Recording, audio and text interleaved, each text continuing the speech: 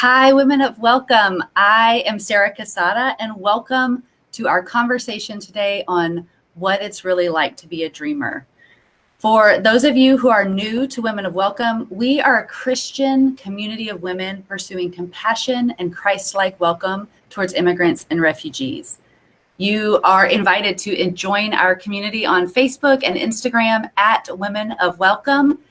And for those of you who are looking for a safe place to ask sincere questions or dialogue with other women who are learning in the same space, we have a private Facebook group that we would definitely invite you to join. It is also called Women of Welcome, and we just encourage you to look for us and find us there to go deeper with our community. But I'm really excited about our conversation today. Nori is actually a member of our Women of Welcome community, and she is also a dreamer. And she has graciously agreed to join us today and share her story. And I'm just so delighted that she's here, and I'm going to bring her in. All right. Welcome, Nori. I'm so glad you're here. Yay. Thank you, Sarah. I'm excited to be here.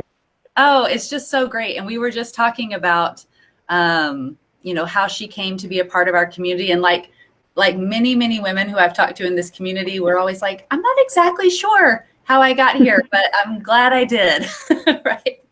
Yeah. And so do you know how long you've been a part of Women of Welcome? Probably about 6 or 7 months. I remember it was earlier this year when I was just continuing to look for more things that would help me cope with being a dreamer, or just with a lot of contention that we've been experiencing throughout the past year. And so I was looking at different organizations, nonprofits, but something that's always really grounded me is being able to talk about these things within the context of the gospel of Christ. So as soon as I found an organization that was run by women for women with that Christian base and foundation, I was just so thrilled.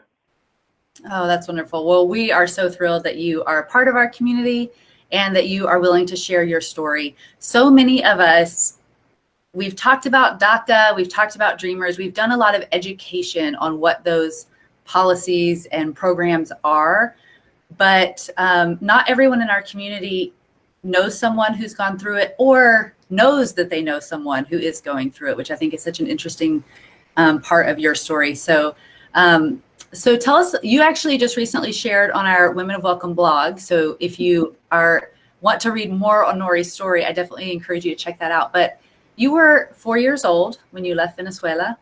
Tell us a little bit, what do you remember from that time, either from living in Venezuela or about the immigration experience itself, if anything? Yeah. I don't remember very much about Venezuela. I wish that I did, because I haven't been able to go back. But I remember that we were really excited to come to the United States.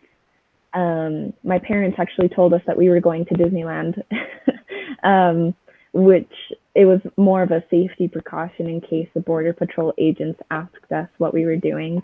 And I actually never even ended up going to Disneyland until I was like 12. So it took a long time. Yeah.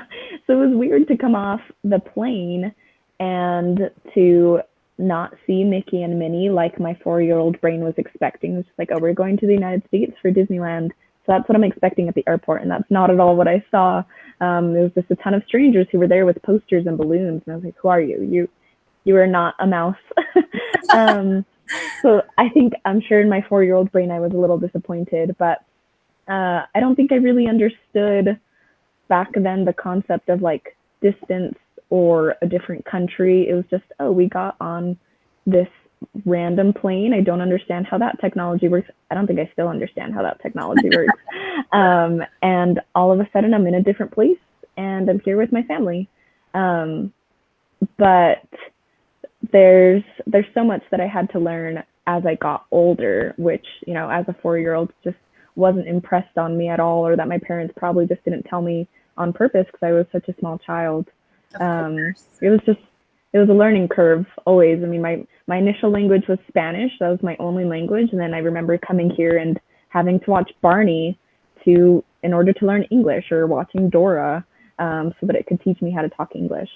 So it was just a bunch of new experiences that I was, as a 4-year-old, eager to do. Yeah. So you started out by singing "I Love You" to everybody that you met. Barney, the English teacher. That's great. Now that you obviously are not 4 years old and are looking back, what have you been able to learn about what was happening in Venezuela at that time that encouraged your parents and made them decide to leave? Yeah. When once I started asking more questions for my own understanding, I learned that even 20 years ago, when we left in 2001, things were already taking an ugly turn in Venezuela politically and economically. My mom had just lost her job, and my dad was he used to be in the Air Force, but he was retired, and so unfortunately, what he was earning from his retirement wasn't enough anymore. Like the government just couldn't sustain our family. Mm-hmm. And since my mom had lost her job, it just put us in this difficult situation where my parents were already starting to look for what can we do to provide for our families and to give a future to our children that they didn't think was possible in Venezuela anymore. Just a few years prior, before they decided to move to the United States, they had converted to Christianity. Mm-hmm. And thankfully my mom had a brother and a sister who were already here in the United States. So when my parents started looking for more options of what to do, trying to imagine what a future would be like with 3 small kids, they had siblings in the United States that were just like, hey, if things are getting too hard there, we are here to help you. We are here. You can follow us. We'll help. But even then, I mean, my parents understood that the immigration system was not really providing an easy way for immigrants to come and just work and start a new life. And we came in July of 2001, so nobody understood the impacts that 9/11 just a couple of months later would have on that as well. So we came in just in the nick of time before the doors essentially closed to new immigrants, and made it substantially harder for people to arrive in the country. And for people watching who just may not be aware, 9/11 was a big turning point in our nation's immigration system, where we moved immigration out from under Health and Human Services, and it became under the Department of Homeland Security. And so there was just a big shift in how we addressed immigration post 9/11, which I think is kind of what you're referring to, Nori. Yeah. No, it just became a lot harder after that. So I'm glad that my parents came at the time that they did, and that they were willing to take that leap, leave everything behind, everyone that they knew behind, to try and bring us here in hopes that things would be better and easier for us. Yeah, awesome. I'm going to just tell you, because I just heard thunder outside my window and my internet already flickered out before we got on this call. So if I disappear, I will do my best to come back. So don't be alarmed. Yes, I have a hot spot. We'll figure that out. But so I am really curious, because this is something that I've heard, it feels like a lot of families whose kids are dreamers handle this differently. Of when did you learn that you were undocumented, and what was that experience like for you? Is that something you always knew growing up, or that came, was some people find out right when they're applying to go to college, right? And so I'm curious what your experience was. Yeah. It was something that I found out, I think, when I was maybe 10 or 11 is when pieces started coming together. Because for a long time, we live in the state of Utah. That's where we came to. For a long time, everything was okay. Utah allowed new arrivals, with a visitor, a tourist visa, to apply for a regular license to be able to drive in the state. Immediately, like, my parents were able to get social security numbers for the time that they were here, because that was just, Utah didn't really have regulations against it. And we had visas that were going to last us. For us as the kids, it was going to last 6 years, and for my parents, it would last 10. And so for a long time, we were able to kind of get by. My parents were able to have us covered under health insurance, dental insurance. But I remember the first time that it really hit me was the day that those coverages were about to expire, because our visas were about to expire. And my parents took us to the dentist for the last time. And they took us to get our teeth cleaned because they didn't know when they were going to be able to afford to take us to the dentist again. Yeah. And I just remember them picking us up from school and it being this big deal. We're going to the dentist and we don't know when we're going to be able to come back. And I think that was the first time that I realized, like, something's going on here. When I was in 7th grade, my brother graduated high school, and he was 5 years older than me. So I think seeing him kind of struggle with the concept of, I can't go to college, so I'll have to find other ways to keep myself busy, or I can't get a regular job now that I'm graduated, so I have to find ways around it to try and provide for myself and see what I'm going to do with my life now that I'm not in high school. Yeah. And so things like that just started kind of coming up, and I started putting some pieces together. Like, our situation here isn't secure. Thankfully, we lived for a really long time, for, I would say, I don't know, maybe 9 years when we first arrived in Salt Lake City, which is super racially diverse. And I look back on like pictures of my classrooms in elementary school, and every single child was Latino, everyone. So, which means that most, if not all of those kids were probably going through a similar situation. And even then we didn't talk about it because we were so young. But I remember specifically once my brother left on a service mission for our church, and he was, I mean, we're in the nucleus of Salt Lake City, Utah, and he was asked to serve in St. George, which is only 4 hours away, and he couldn't hop on a 1 hour long plane to be able to go down there. So we had to drive him, and little by little things started coming together where it was like, we've been here for this long. Unfortunately, our visas are no longer valid. There isn't a path for us. And so we're just hoping that God will protect us, because we know that he asked us to come here and brought our families here for a reason. And so those years when I was in 9th grade, all throughout high school, was kind of my, I don't know, I guess my realization where it really became real. And thankfully, when I realized for myself the reality that because I was undocumented, that meant I could no longer go to college. I couldn't get a job. I couldn't get a license like my friends were getting at 16. I had a low point, and it was really hard. But thankfully, just a few months later, that was when DACA was introduced, which helped kind of drag me out of that darkness. But it really was just this long process. Well, I definitely want to talk about DACA, but it's so interesting to be reminded, because I think sometimes in the conversations about DACA and Dreamers, we forget that that is not the only thing going on in a young person's life is their immigration status. Like, there's dental appointments and getting driver's license and going to prom and all of the things, going on service mission trips, all of the things that are happening in those middle and high school years. But this is sort of always in the background. But I think it's such an interesting reminder of, you're saying possibly my classmates were dealing with this too, but we never talked about it, because that's not necessarily what kids are talking about when they're in school.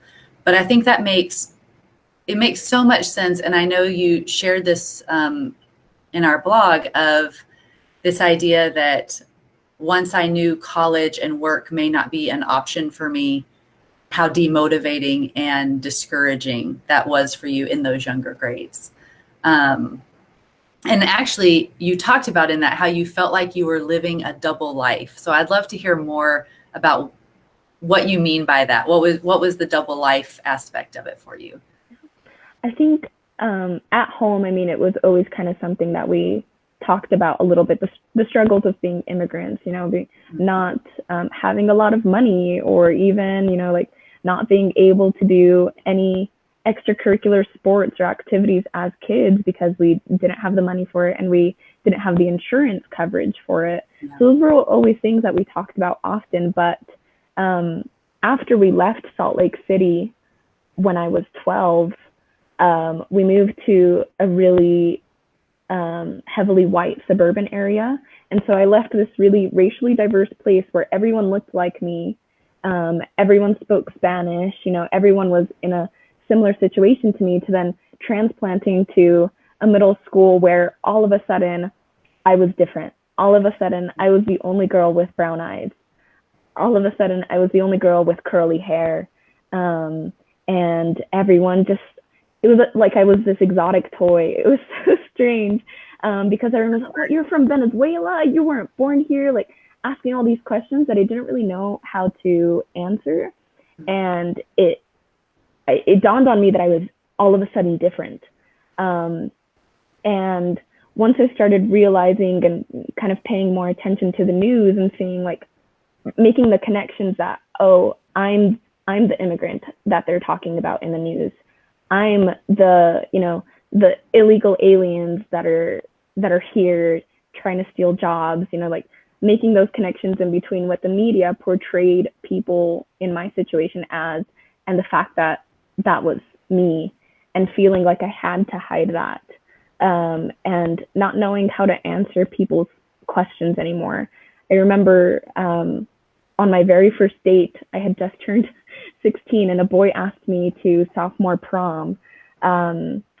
His dad was driving us somewhere, I don't remember, and he asked me if I had dual citizenship because this boy had told him that I was originally from Venezuela. And so the dad asked me, like, about the intricacies of dual citizenship, and I was just like every 15-year-old is exactly, yeah. Like, I'm this 15-year-old girl, and like still understanding, like, oh, I'm undocumented, and if I tell him that might be a trigger for him, and he's not going to want me to go on this date with his son. He's not going to want me in his car. Like, I just had no idea what kind of floodgates that would open. And so I just said, like, yeah, I have dual citizenship, and we had these connections because my dad was in the Venezuelan Air Force, when those connections don't exist for anyone, really. And it was so hard, having to always find a reason for why I didn't have a license when my friends did, why I all of a sudden started failing classes when I was a straight A student, because I was like, well, what's the point of school when I'm undocumented and can't go to college? And I remember specifically a turning point was during my junior year of high school. I was the National Honor Society president at my school. And because I had always had straight A's, right? You have to have a certain grade point average to be in the National Honor Society. But because I had fallen behind in classes because I wasn't excited about school anymore, they had to kick me out as the president. And so all of a sudden, in the middle of the school year, they didn't really tell anyone in the club why I wasn't president. I just wasn't going to meetings anymore. The presidency had dissolved into a committee, and I couldn't explain those things to anyone. And so it just always felt like I couldn't be who I really was, and I couldn't talk to anyone about it. My parents didn't understand what it was like to be, a 16-year-old girl surrounded by different people who didn't understand the intricacies of the immigration process or why I was undocumented, and to try and figure out, like, as high school came to a close, well, what am I going to do? I can't work, I can't go to college, where am I going to go? And as all my classmates were making plans and getting scholarships to go to school or getting acceptance letters, and I was just like, I don't know what I'm doing, so I'm going to serve a service mission because that was my safe place. And I just remember how hard that was on me to say really self-deprecating things to myself, to try and fit in or try to feel like I could identify with everyone else. I like saying I was the whitest brown girl or things like that because I didn't want people to see me as the Venezuelan. I wanted them to see me as their classmate who was just like them. And it was just hard. And I think those are things I'm still trying to undo today, because I just told myself those things so long to feel like I belonged amongst everyone else. Yeah. I mean, you have said so many things that I think can resonate with those of us who have not been dreamers and who are hearing your story, because I think about the fear of being in someone's car, not knowing if you tell them the truth about your situation, how they might react and what that could mean for you. That is something that I think, it just clenches your heart. Like, you never want to see somebody in that kind of a situation. And I think relatedly, and I will say this because, often, I know some of the questions that came from our community for you are about how do we talk to other people about this and how do we do that? And one of the things that stands out to me from what you've just shared is how almost inevitably, when we share how difficult it is to go through the legal processes, how few pathways truly exist and how challenging they are, someone says, well, this person in my life had this experience and it all worked out for them. And it's interesting to hear you say, like, I said some of those things because I didn't know what the reaction would be if I told someone I was undocumented. And I think that's a really good reminder for those of us who may be in spaces where someone might not feel comfortable sharing about their immigration status. And so now, just because someone says they have legal status doesn't mean that's not true, but sometimes it may be that they don't feel safe to really share the depth of what they're going through. So so I just think that is a good reminder for those of us who are listening as you share. And also because faith is such a big part of your story. What were your experiences like with church, and how was maybe that the same or different from what you were experiencing at school and other places? Which I will not soon forget that story of National Honor Society, Nori, because that is really hard to. Clearly, you are extremely bright and extremely talented in school, and to experience that loss because of these other things that were happening, I think just that sticks with us as we listen to your story. So thank you for sharing that. But you, like I said, you're a person of deep faith, and so we'd love to hear how your experience was with church during that time as well, and how DACA became part almost of your faith story. It sounds like. Yeah. There were two things that brought me comfort during all of this in my teenage years when it was all kind of coming up to the surface. It was school, because, nobody could tell I wasn't documented in my straight A's. I just looked like a good student. And church, because I think the gospel really provided this safe place for me. It was, a belief in God is what brought my parents to the United States.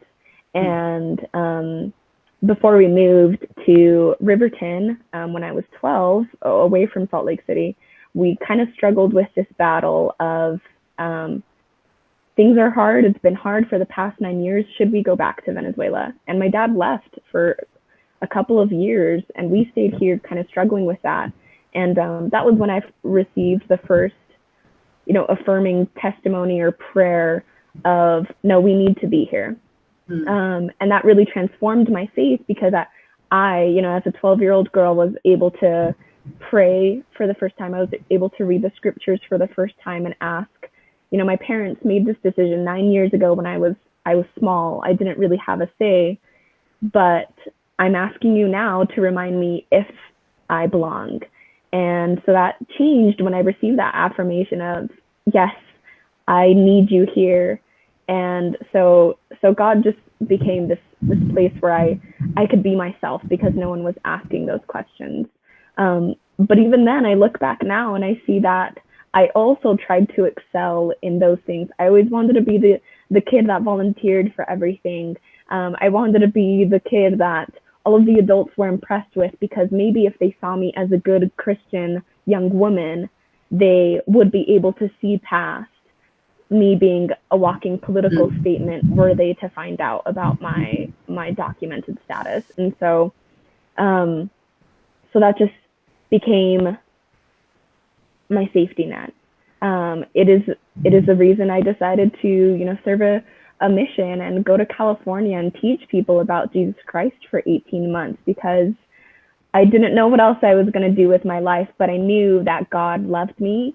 And if he loved me, this undocumented girl in Utah who was struggling in ways I still probably can't even comprehend, then he was definitely aware and loved the people that I was going to go teach and go talk to. And so in finding that safety net in God and in going and serving a mission and teaching people about Jesus Christ, it also transformed me, because it made me realize the connection in my individual worth. The world might be screaming things at me, calling names that I don't think are real or that I don't think apply, but God sees me as his, and he loves me, and the same blood that was shed for everyone else who is a citizen in this country was shed for me, this undocumented kid. And so I just went and tried to, I don't know, put my heart out on my sleeve and survive each day with that. And it was there where I met other people who were also undocumented. For a long time, it was just like, oh, it's just me and my family in this ocean full of people who are citizens. But then I went to Southern California and was teaching the gospel, and everyone there was undocumented. Everyone there was Latino.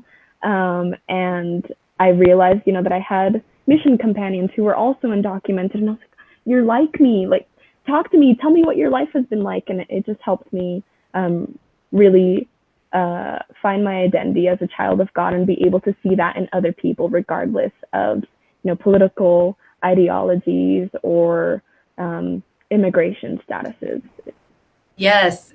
I'm like, shout it from the rooftops, Nori. I am so grateful that God gave you that affirmation that you are deeply loved and made in God's image, regardless of your immigration status. And I just feel so reminded of how core that belonging is. And I think for us as people of faith, believers, when we're interacting with people, I don't know if I can fully understand how much the rhetoric and the drama and the injustice around being undocumented gets at that. Am I valuable? Am I worthy? All of those things. And I am so grateful that you are able to share. Yes, absolutely. Like, I am loved by God. And so I hope anyone who's watching who needs that reminder, whether you are a citizen or whether you're undocumented, that your value and your image bearerness, which is not a real word, but is in God. It is not in these things like immigration status, as much as that has real consequences for your day-to-day life. But God is bigger than all of that. And so, I mean, that's just such a powerful testimony. And, and also I think too, and I've shared some with this community of my family's own story, but part of my husband's coming to the United States, even though he ended up being without papers as well, felt led by God. And so recognizing that there's complicated things, especially for immigrants of faith who are listening and seeking where God is leading in their life, and also wrestling with how does this impact with the different ways I'm trying to move in the United States. Man, that is powerful stuff. I'm just so encouraged by your heart and the ways that you have moved forward in that belonging. I am so curious though, how, and this is going back in your story just a little bit, but when you did learn you were undocumented, or as you were wrestling with, I can't go to college, I can't do these things, did that impact your relationship with your parents? Because I think, you said I couldn't really speak into it. Well, no, you couldn't at all. You were 4 years old. That's not, no one makes decisions from their 4-year-old's perspective, or thoughts. But I would think that would have just been a bit of a challenge. And you're saying they couldn't understand your experience because of, you've grown up in the United States at that point. Yeah, I think for a while it caused a lot of friction. And it was mostly because my parents were still trying to raise me Venezuelan, which I so appreciate all their efforts to be really strict with Spanish and, making us repeat things if they heard us talking English in the house. And was like, no, start over, tell your entire story in Spanish because you can. But oh, sorry, go ahead. Oh, I just said that's a gift. yeah, I see that now. Or even going to family parties and having to, I don't know, I feel like participate in a culture that I was disassociating myself with, because that was the very thing that made me different, right?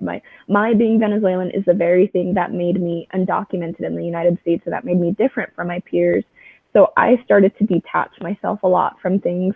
I felt uncomfortable at family parties. I felt like I couldn't relate to my family. And as grateful as I was for my parents' sacrifice in bringing us to the United States, I just kept asking, well, why couldn't you have done it sooner so I could have been born here and I could have just been normal like everyone else? And that became really hard. And I'm sure they still don't know that I ever felt that way during high school. But I remember when I got my mission call to serve in California and it said Spanish speaking, I just was like, oh, man, are you serious? Like, no, I already know Spanish. Teach me something else. And I remember my mom literally fist pumping because she was so excited that I was going to talk only Spanish for a year and a half. Yeah. And that I was really going to be able to dig into roots that I had tried to cut out of my life. And that is exactly what happened. I went on my mission and I became so appreciative of my parents' sacrifices, all the things that they gave up to bring us to the United States. And I just remember coming home to them finally after a year and a half and just giving them a big hug. And my perspective shifted entirely because I saw it from a different light. I think after those 18 months, I just learned to not focus so much on myself. And it was, more about the issue of a family or an entire community being affected by these things and by difficult immigration policies that make it hard for a family to function normally. So I really it shifted to being really grateful, whereas for several years, it really did cause so much friction because I didn't want to be Venezuelan. I didn't want to do all the things that made me different from everyone else. But I guess distance makes the heart grow fonder. But I just became so grateful of their immense faith to just literally walk into the darkness, not knowing what was going to happen, just trusting in God that He had told them to come to the United States, and that even though there wasn't legal policies to help us in that process, there was spiritual support and, divine affirmations that He needed us here. And so that started to carry all of us, especially as I got older and I started to understand the depth of really how much God has been involved in our journey from the very beginning. Yeah. I mean, I think that's so clear just in the way that you talk about it. And I love the image of your mother fist pumping that you're going to be speaking Spanish. But I think everything you say makes so much sense to me, as like a 15-year-old can't necessarily appreciate their parents' sacrifice in the way that as you grow older and you see it from a different perspective, how that kind of changed even your relationship with them. It makes so much sense. And we had several questions from our community because we've been sharing that we were going to talk with you. And so they've been sending them in on Instagram and Facebook. And I wanted to pull out a couple. One was asked, what do you wish more people in the United States understood about DACA or about immigration in general?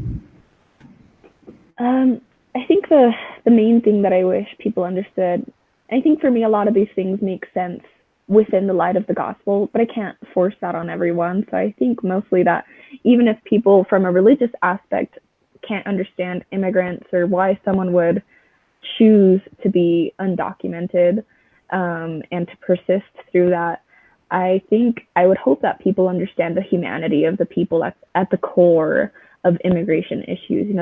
There are a lot of words that label people to intentionally dehumanize immigrants. And I think that's where it's really painful.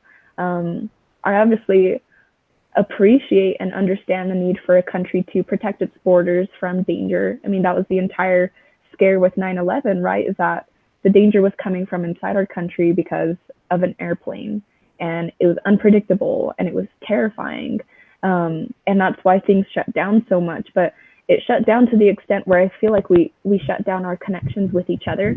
And if someone was different, then they were not one of us. And their humanity, we had to throw it out the window to justify our actions with people.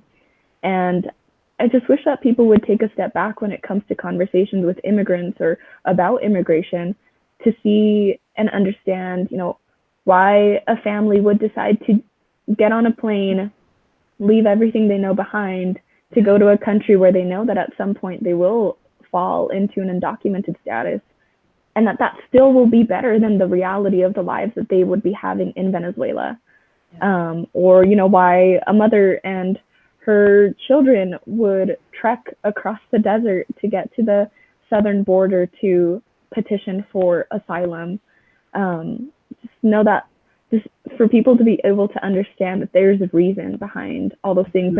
And the reason isn't motivation to break the law or to try and receive benefits or anything like that, which doesn't happen. It really is just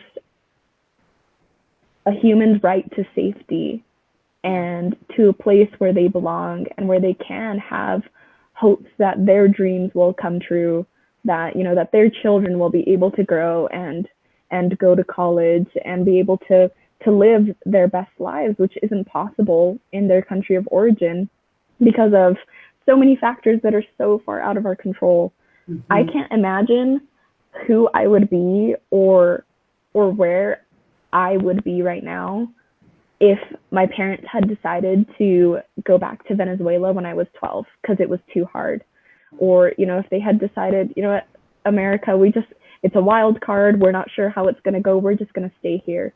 If we had stayed there, I'm sure we would still be right back here petitioning for asylum 20 years later, or in another country trying to figure it out, because unfortunately staying there was just not an option.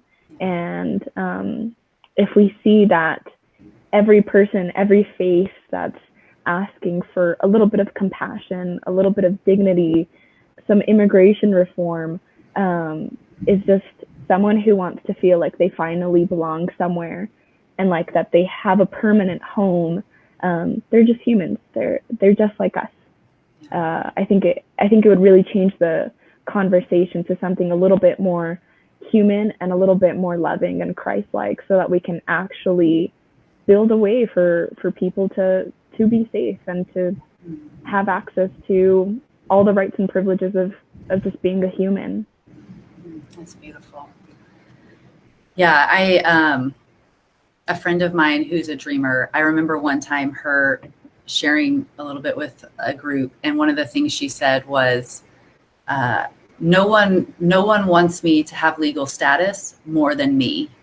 And, I think that, kind of to your point of like, there's this narrative in the media, or there's things people hear, and it gets very dehumanizing, and really behind all of the policies and the, kind of throwing of zingers or whatnot that politicians are going through, there are real people trying to figure out how to live their lives and in the healthiest, best, safest way that they can. And so thank you for sharing that.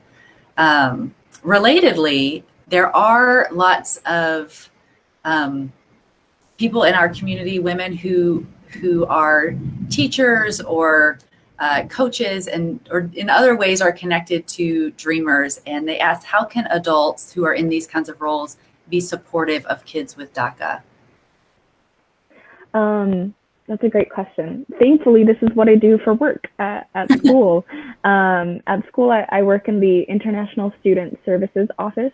And so because International Students caters to students who are non-citizens, that immediately means that dreamers who have DACA or who don't have DACA, or have, like temporary protected status, fall under the jurisdiction of this office. And they hired me on because there's no one talking about the reality that there isn't documented students at our school. So I reached out to the office and I was like, hey, what can I do to help provide more resources, help facilitate more things? And thankfully, we've been able to create resources like a syllabus statement for our teachers so that they can, in their syllabus, say like, hey, I am an ally of undocumented students. Like, if you need help, I am here to listen to you in, you know, like with compassion and with love, and to help you find success at our school. I think one of the biggest things that people can do, though, is realize the emotional and mental toll that a lot of these things take on students. Like I said, for me, as soon as I realized that college wasn't an option for me, the light inside me went out for several months. I went offline. Yeah. There was no hope anymore, and there was nothing to tether me to go forward. And you know, regardless of what age someone is in, like you said, Sarah, like these issues are always at the back of your mind. It's you know, you never know what's going to happen the next day. You never know what kind of immigration policy change is going to be put in the news or announced that will change the course of your next few months, next few years. Like just recently when DACA was canceled again by the judge in Texas, you know, like everything was fine with DACA. The Supreme Court had restored it to its initial state, and then all of a sudden, in a single decision on July 16th, it's done. Anyone who had the hopes of applying, those are gone. And so I think just understanding that these students are at the mercy of an often merciless system, and because they're not sure of if they can disclose their status to their educators, or because they don't have friends to talk to about it, or even sometimes family that they feel might not understand, they have no one there to support them. Yeah. And a lot of times someone just needs someone to talk to who won't judge them, who will love them unconditionally, and who, even with, you know, limited resources, will try their best to guide them forward. I so wish that advisors at my high school had the tools to help me. But they didn't understand why I wasn't applying for colleges. They didn't understand why I wasn't going out of my way to apply for scholarships. It just didn't make sense to them. And I was too terrified to say, I'm undocumented and I don't know what to do. I don't know how to navigate these waters. I don't know what's going to happen in the next few months, in the next few years. And I wish someone had just been there to say, like, hey, I'm here for you. I don't know what that feels like, but I can imagine that it's terrifying. And, you know, let's go through this together. That would have saved my life in high school. That would have changed the course of my high school career. That probably would have, you know, helped me stay as a National Honor Society president, or it would have helped me try to do more to find a way to go to college or things like that. But I didn't have anyone, and all that there was darkness. So if anyone is in a position of leadership or an educator, just be aware of the fact that these issues are so convoluted and so complex to experience, and that therapy is really expensive and these students don't have access to it. So just love them and try to do the best that you can to be an ally. You know, find nonprofit organizations like this to help educate yourself, or websites that cater to students so that you can know which resources are available for kids in your area. There's a lot that we can do, even if our hands sometimes feel like they're tied behind our backs. Oh, that's so beautiful and so hopeful, in the sense of we can connect in the midst of these really hard things. And yeah, I mean, I feel like some of what you're describing, I feel like the experience that many of us have been through with COVID over the last year and a half should give us some empathy to that, like not being able to plan for the future, and how disorienting that is for someone like me who likes to plan. And I know I'm not alone in that. Like, that this can give us just a tiny insight into what that must be experiencing when you're experiencing that from such a young age of knowing, I don't know what lies ahead. I mean, none of us do, but it's very different kind of when you're going through that, knowing there's no point in applying for scholarships and things like that. I do just want to kind of close the loop on your circle, because you did apply for and receive DACA, which means you have authorization to work in the United States and go to school. Currently, just for viewers who aren't aware, there is no access to permanent legal status through DACA, which is why we need a permanent solution through Congress. I know I say it like every couple of days, but just throwing that out there, we need Congress to pass legislation that actually has a pathway to permanent legal residence and eventually citizenship. But you do have access to freedom from deportation temporarily and access to work and go to school. So tell us what that has meant for you and what you've been, how that's changed kind of your course since high school. Yeah. So in high school, when I reached that breaking point, it was the end of my sophomore year. It was that last half of the year when nothing mattered. Grades didn't matter. There was nothing that could, help me feel better about my situation or help me find hope. And I remember at that same time that I was struggling so much, just reaching the end of my rope. That was when whispers started going around again that there was talk of a DREAM Act again, or Congress trying to do something. Unfortunately, Congress didn't do anything, so the president at the time had to introduce DACA kind of as a Band-Aid for it, right? It's like, you know what, Congress isn't passing permanent legislation, so I'm going to do this executive order because these kids need help. Yeah. Protection from deportation. Yeah. While we figure something out. Yep. Exactly. Yeah. And so it's just like, we need to do something in the meantime. And I remember I was at home by myself. It was summer, so I wasn't in school. My parents were at work. And, my siblings were either at work or I had a brother on his mission. And I was at home totally by myself watching the news. It doesn't happen often.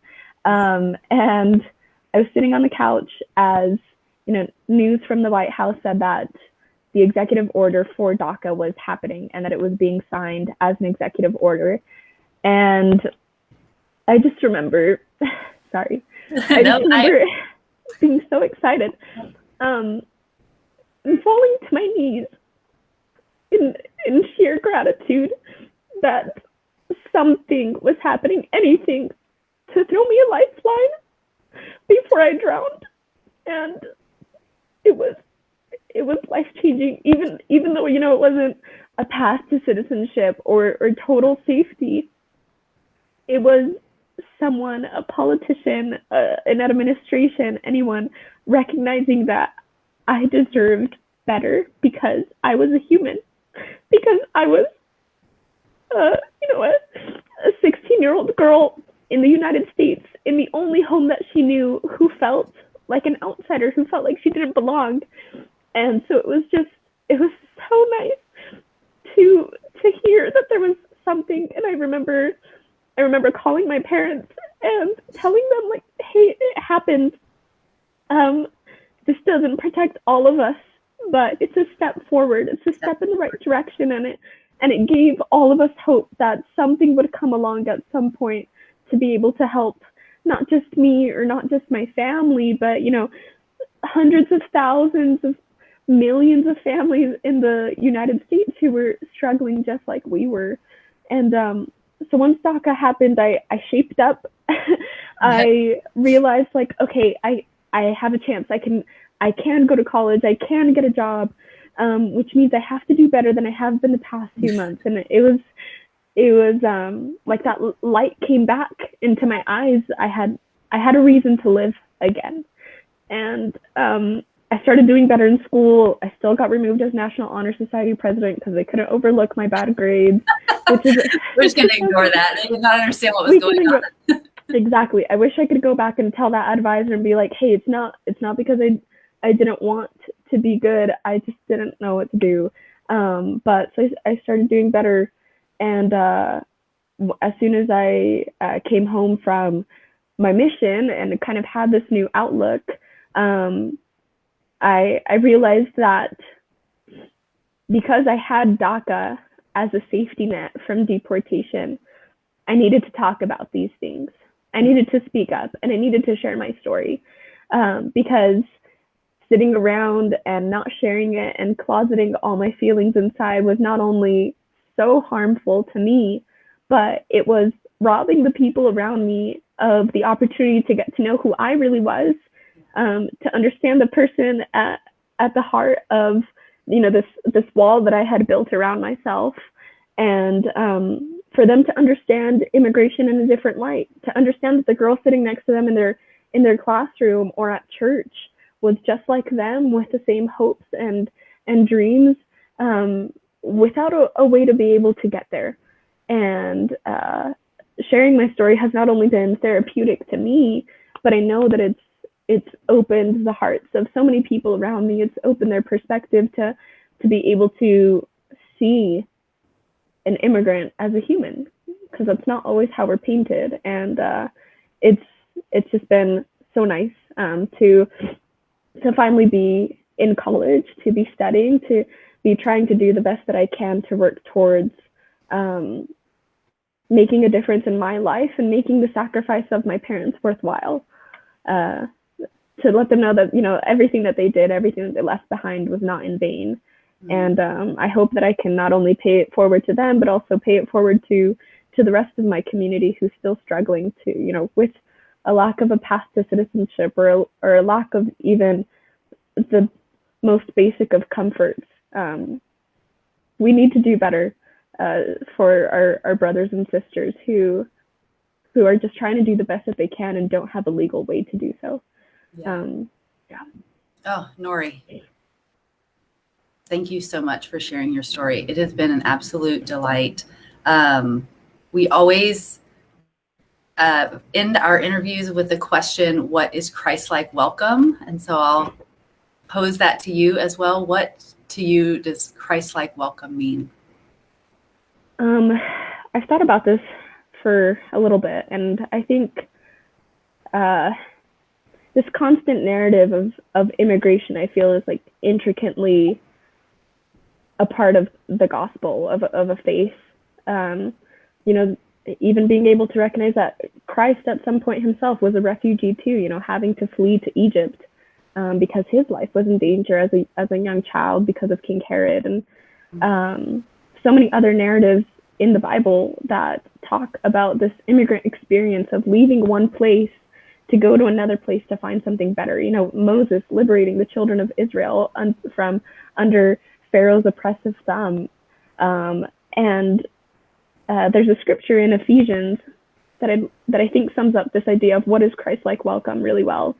It's Ephesians chapter 2.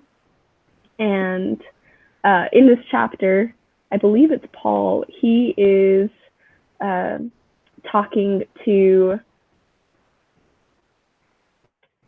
believers, and he's trying to describe this idea of Jews and Gentiles, which was really hard for them at that time to try and connect everyone, because they were inherently different in their heads, right? We are Jews, they are Gentiles, we are separate. And he says something that I just carry with me all the time. In verse 13, he says, "But now in Christ Jesus, you who sometimes were far off are made nigh by the blood of Christ. For he is our peace, who hath made both one, and hath broken down the middle wall of partition between us." And if we skip to verse 19, he says, "Now therefore ye are no more strangers and foreigners, but fellow citizens with the saints and of the household of God." And I love that so much because it has a lot of symbolism that we're familiar with, this idea of breaking down a wall of partition, this reminder that the blood that Christ shed for them as Jews was also shed for the Gentiles just as much as they were. And even though in some contexts they might think of themselves as different, because of Jesus Christ, they are the same. And because of Jesus Christ, and the life that he lived and the sacrifice that he made for every single person, regardless of their faith, regardless of what they've done, it makes us one. And it invites everyone in to come and to partake of love and safety and compassion. And I think that that just emulates Christ-like welcome so much, because it totally throws out, any earthly labels that we put on people to try and other them from us and to try and separate us or drive this wedge between us, and just reminds us we are all the same. We are all children of God. We are all saved and redeemed by the grace of Christ.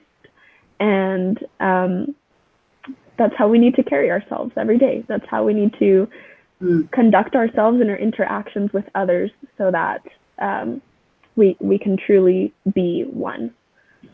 That's beautiful. Thank you so much, Nori.